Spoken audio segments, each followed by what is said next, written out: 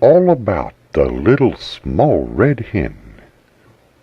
Once upon a time, though I can't say exactly when, there lived away in the country a little small red hen.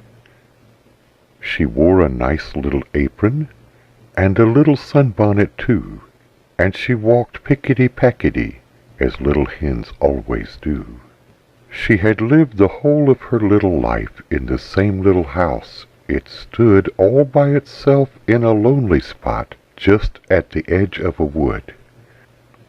It was very snug and cozy and warm, and the garden wasn't big, but just what a little small red hen could nicely manage to dig. And once upon a time, just the same time of course, there also lived a wicked old fox among the heath and gorse. Silently, slyly, he crept round the fields, stealing geese and ducks and cocks. Dressed in a hat and a long great coat, this wicked, cunning old fox. His house was perched on top of the hill. It was made of rock and stone. He and his wife, old Mother Fox, they lived there all alone. It was large and damp and draughty, ugly and cold and bare.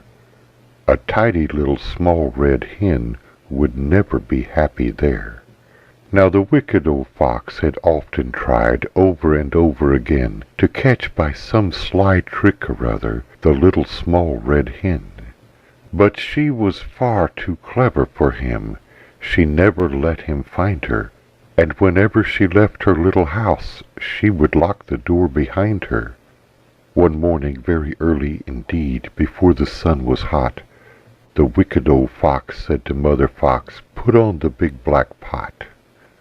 I'm going to have another try. I shall soon be back, and then I promise you'll see at last I've caught the little small red hen." So he put on his cap and shouldered a sack and walked very sly and slow, and after a while he came in sight of the snug little house below.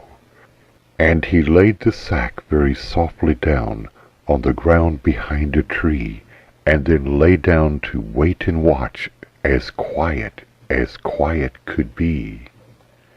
He was getting tired of waiting there when the house door opened wide, and the little small red hen came forth to gather sticks outside, walking pickety-packety, exceedingly neat and prim, and the wicked old fox lay watching. She never once thought of him. While she was picking up the sticks, he slipped behind the door and laughed "ho, ho" to himself very low as he put the sack on the floor. He stood there, hiding and chuckling, and peeping through the crack, and he saw the little small red hen in a minute or two come back. She stepped inside with her bundle of sticks as cheerful as one could be, when the wicked old fox sprang full at her throat. "I've got you now," cried he. "What good are bolts and bars?" he said. "How silly you must be to think they could ever keep out a cunning old fox like me."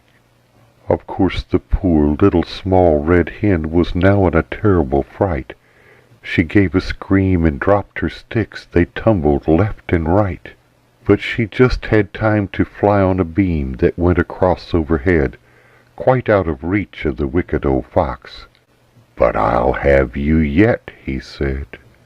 Then he began to run round and round and round and round beneath, looking up every now and then, laughing and showing his teeth.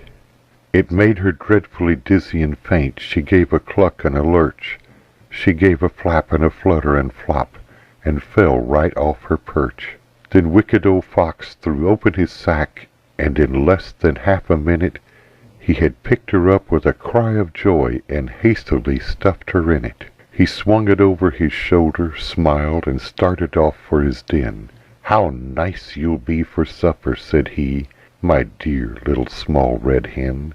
So there she was, poor thing, you see, shut up quite tight in the sack. She found it most unpleasant there, close and stuffy and black. But she thought of her little scissors in her apron pocket hid. "I will cut a hole and see where I am," she said. And so she did.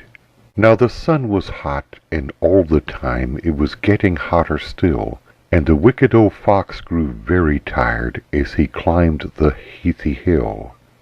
He dropped on mossy bank and said, "It may be lazy, but I think I'll just have 40 winks." And his wicked eyes blinked and shut. The little small red hen indeed was also very glad to rest a bit from the jogs and jolts and the bangs and bumps she had had.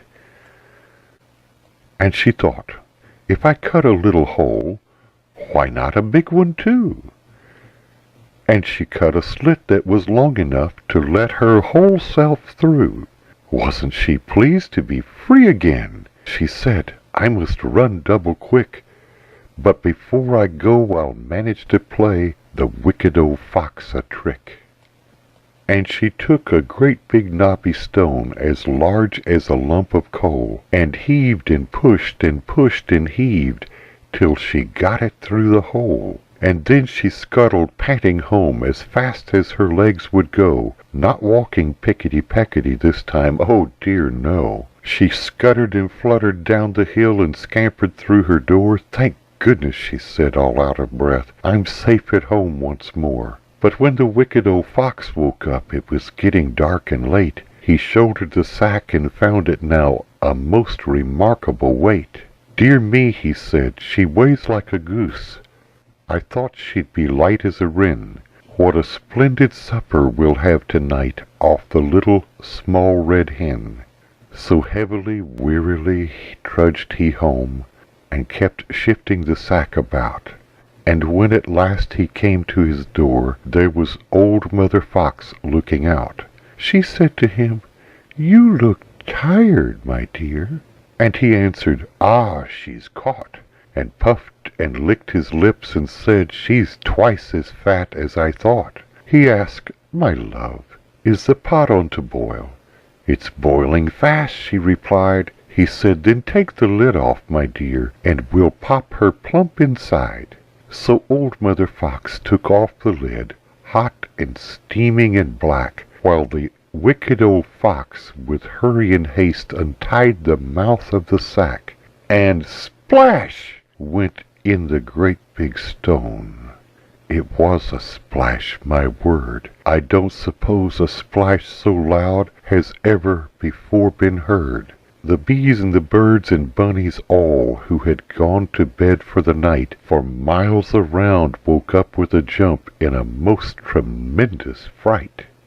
And the boiling water in the pot splashed out on every side and terribly scalded the wicked old fox and old Mother Fox, and they died. There they lay, all still and stark, up in the house on the hill. There they lay, and for all I know, there they are lying still. But the hen lived happily just as before in her dear little house by the wood, walking pickety-peckety, working as hard as she could.